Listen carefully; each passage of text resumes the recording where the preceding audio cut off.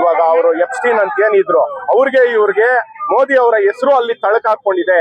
ಇವತ್ತು ಟ್ರಂಪ್ ಅವ್ರಾಗ್ಬೋದು, ಮೋದಿ ಅವ್ರಾಗ್ಬೋದು, ಇವ್ರದ್ದೆಲ್ಲ ಹೆಸರು ತಳಕಾಕೊಂಡಿದೆ. ಅದಕ್ಕೆ ಕನ್ಕ್ಲೂಷನ್ ಕೊಡ್ತಾ ಇಲ್ಲ ಸರ್. ಇವತ್ತು ಅವ್ರ ಫೈಲ್ಸ್ ಅಲ್ಲಿ ಹೆಸರಿದೆ ಅಂದಾಗ ಅದೇ ನಾನು ಹೇಳೋದು, ರಾಹುಲ್ ಗಾಂಧಿ ಅಂತ ಒಂದ್ ಚೂರ್ ಆಗಿದ್ದಿದ್ರೆ ಇವತ್ತು ದೇಶದ ಮೀಡಿಯಾ ಆಗ್ಬೋದು, ಇನ್ನೊಂದಾಗ್ಬೋದು, ಎಲ್ಲ ಡೈವರ್ಷನ್ ಆಗಿ ಇವತ್ತು ವಿರೋಧ ಪಕ್ಷದಲ್ಲಿ ಇದೀವಲ್ಲ, ಆದ್ರಿಂದ ಅದನ್ನ ದೊಡ್ಡ ಹೈಲೈಟ್ ಮಾಡೋರು. ಇವತ್ತಿಂದ ಅವ್ರ ಹೆಸರು ಬಂದಿರೋದಕ್ಕೆ ಅದಕ್ಕೆ ಕನ್ಕ್ಲೂಷನ್ ಕೊಡಕ್ಕೂ ಅವ್ರ ಸದನಕ್ಕೆ ಬರ್ತಾ ಇಲ್ಲ ಅಲ್ವಾ? ಇವಾಗ ಪ್ರಶ್ನೆ ಮಾಡೋದಕ್ಕೆ ಅಧಿಕಾರ ಇದೆ ಪ್ರಜಾಪ್ರಭುತ್ವದಲ್ಲಿ. ಈ ತರ ನಿಮ್ದು ಹೆಸರು ತಳ್ಕಾಕೊಂಡಿದೆ ಅಂದ್ರೆ ಅದಕ್ಕೆ ಒಂದು ಉತ್ತರ ಕೊಡೋದಕ್ಕೂ ಇವತ್ತು ಮೋದಿ ಅವರು ನಾಪತ್ತೆ ಆಗಿದ್ದಾರೆ ಸಂಸತ್ತಿಗೆ. ಬಿಜೆಪಿ ಸರ್ಕಾರದ ವಿರುದ್ಧ ಜಿಲ್ಲಾ ಕಾಂಗ್ರೆಸ್ ಹಾಗೂ ಜಿಲ್ಲಾ ಯುವ ಕಾಂಗ್ರೆಸ್ ವತಿಯಿಂದ ಬೃಹತ್ ಪ್ರತಿಭಟನೆ ಹಮ್ಮಿಕೊಂಡಿದ್ದೀವಿ. ಯಾಕಂದ್ರೆ ಸಿಲಿಂಡರ್ ಬೆಲೆ ಇವತ್ತು ಹೆಚ್ಚಳ ಆಗಿದೆ.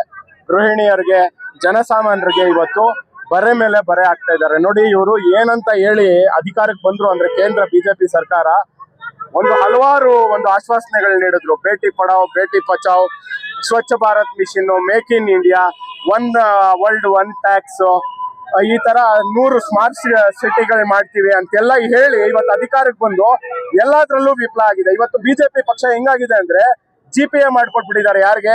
ನಮ್ಮ ಅದಾನಿಗೆ ಮತ್ತೆ ಅಂಬಾನಿಗೆ ಪಕ್ಷನ GPA ಮಾಡ್ಕೊಟ್ಟು ಇವತ್ತು ಪಕ್ಷ ಅವ್ರದ್ದು ಏನು ರಾಷ್ಟ್ರೀಯ ಪಕ್ಷ ಅಂತ ಹೇಳ್ಕೊಳೋದಕ್ಕೆ ಒಂದು ವಿಫಲ ಆಗಿದೆ. ಯಾವ್ದಂದ್ರೆ ಇವತ್ತು ನಾವೇ ತಗೊಳ್ಳಿ, ನಮ್ಮ ಕಾಂಗ್ರೆಸ್ ಸರ್ಕಾರ ಏನ್ ಗ್ಯಾರಂಟಿಗಳನ್ನ ಹೇಳಿದೀವಿ ಅದನ್ನ ನಡ್ಕೊಂಡ್ ಬಂದಿದೀವಿ. ಇವತ್ತು ಆ ಸಿಲಿಂಡರ್ ಕೊಳ್ಳೋದಕ್ಕೂ ನಾವು 2000 ಕೊಡ್ತಾ ಇರೋದೇ ಗೃಹಿಣಿಗಳಿಗೆ ಒಂಥರ ಹೆಲ್ಪ್ ಆಗ್ತಾ ಇದೆ ಅಂತ ನಮ್ಮ ಒಂದು ಅನಿಸಿಕೆ ಇದೆ ಸರ್.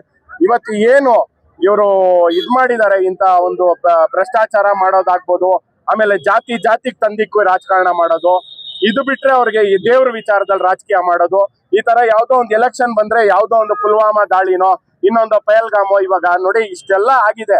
ಅವ್ರ ವಿರುದ್ಧ ಏನ್ ತಗೊಂಡಿದ್ದಾರೆ ಸರ್? ಏನು ಕನ್ಕ್ಲೂಷನ್ ಏನ್ ಕೊಟ್ಟಿದ್ದಾರೆ ಬಿಜೆಪಿ ಸರ್ಕಾರ? ನಾವ್ ಈ ತರ ಆಗಿದ್ದಕ್ಕೆ ಈ ತರ ಮಾಡಿದೀವಿ ಅಂತ ಕನ್ಕ್ಲೂಷನ್ನೇ ಇಲ್ಲ ಅವ್ರಿಗೆ. ಕನ್ಫ್ಯೂಷನ್ ಅಲ್ಲಿ ಯಾರು ಪ್ರಧಾನಿನೋ ನಮ್ಗೆ ಅರ್ಥ ಆಗ್ತಾ ಇಲ್ಲ. ಮೋದಿ ಅವ್ರ ಪ್ರಧಾನಿನೋ, ಅದಾನಿ ಅವ್ರ ಪ್ರಧಾನಿನೋ, ಅಮಿತ್ ಶಾ ಅವ್ರ ಪ್ರಧಾನಿನೋ ಅನ್ನೋ ತರ ನಮ್ಮ ದೇಶ ಇವತ್ತು ಯಾರು ಯಜಮಾನ ಅಂದಿರ ಒಂದು ಬಡವಾಗಿದೆ ನಮ್ಮ ದೇಶ.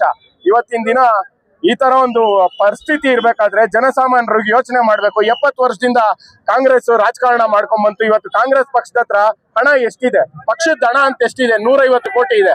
ಇವ್ರು ಇನ್ನ 10 ವರ್ಷ ಆಗ್ಲಿಲ್ಲ, 10,000 ಕೋಟಿ ಇದೆ. ಹೆಂಗ್ ಬಂತು? ಯಾವ ರೀತಿ ಬಂತು? ಏನು ಉತ್ಪಾದನೆ ಆಯ್ತಾ? ಮರಗಳಲ್ಲಿ ಗಿಡಗಳಲ್ಲಿ ಉಟ್ಕೊಂಡ್ ಬಂತ?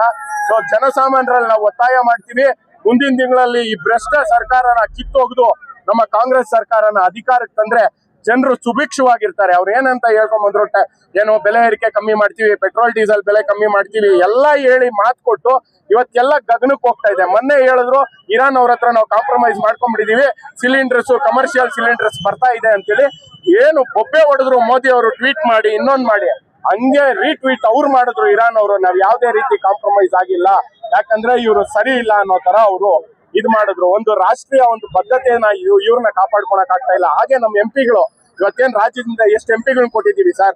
ಯಾವ್ದಾದ್ರು ವಿಚಾರದ ಬಗ್ಗೆ ಇಷ್ಟು ಟ್ಯಾಕ್ಸ್ ಕಟ್ತಾ ಇದೀವಿ, ಕರ್ನಾಟಕದಿಂದ ಹೈಯೆಸ್ಟ್ ಟ್ಯಾಕ್ಸ್ ಪೇ ಮಾಡ್ತಾ ಇದೀವಿ, ಏನಾದ್ರೂ ಪ್ರಶ್ನೆ ಮಾಡ್ತಾ ಇದಾರಾ? ನಾಚಿಕೆ ಆಗ್ಬೇಕು ಅವ್ರಿಗೆ. ಇವತ್ತು ಸುಮ್ನೆ ಮಾತಾಡ್ತಾರೆ ನೋಡಿ, ಅದ್ ಯಾವ್ದೋ 3ನೇ ಹಂತದ ಶುದ್ಧೀಕರಣ ನಮ್ದು ಸಹಮತ ಇದೆ, ಬಟ್ ಅವ್ರ ಪಕ್ಷದಲ್ಲೇ ನೋಡಿದ್ರ ಮನೆ 3 ಬಾಗ್ಲು ಅಂದಂಗೆ ಅವರ ಜಿಲ್ಲಾಧ್ಯಕ್ಷರೇ ನಮ್ ಗಮನಕ್ಕೆ ಬಂದಿಲ್ಲ ಅಂತಾರೆ. ಇವ್ರು ನೋಡಿದ್ರೆ ನಾವು ಮಾಡ್ತೀವಿ ಅಂತಾರೆ. ಮಾಡಿ, ಅದಕ್ಕೆ ಪಕ್ಷದ ಸಹಕಾರನೂ ಇಲ್ಲ ಅವ್ರಿಗೆ. ಮಾಡೋದಕ್ಕೆ ಒಂದು ನಾಮ್ಸ್ ಇದೆ, ಯಾವ ರೀತಿ ಮಾಡ್ಬೇಕು, ಹೆಂಗೆ ಇದು ಶುದ್ಧೀಕರಣ ಆಗ್ಬೇಕು, ಯಾರನ್ನ ಫಸ್ಟ್ ಪ್ರಶ್ನೆ ಮಾಡ್ಬೇಕು, ಇದ್ರದ್ದೆಲ್ಲ ಇದೆ. ಇದು ಬಿಟ್ಟು ಸುಮ್ನೆ ಬಂದ್ ಮಾಡೋದ್ರಿಂದ ಆತರ ಪ್ರಯೋಜನ ಇಲ್ಲ ಸರ್. ಎಲ್ಲಾರನು ಒಕ್ಕೂಟ, ನಮ್ಮ ಶಾಸಕರು ಹೇಳಿದ್ರು, ನಮ್ಮ MP ಅವ್ರು ಹೇಳಿದ್ದಾರೆ, ನಮ್ಮ ರಕ್ಷಾ ರಾಮಯ್ಯ ಅವ್ರು ಹೇಳಿದ್ದಾರೆ, ಎಲ್ರಿಗೂ ಸಹಮತ ಇದೆ.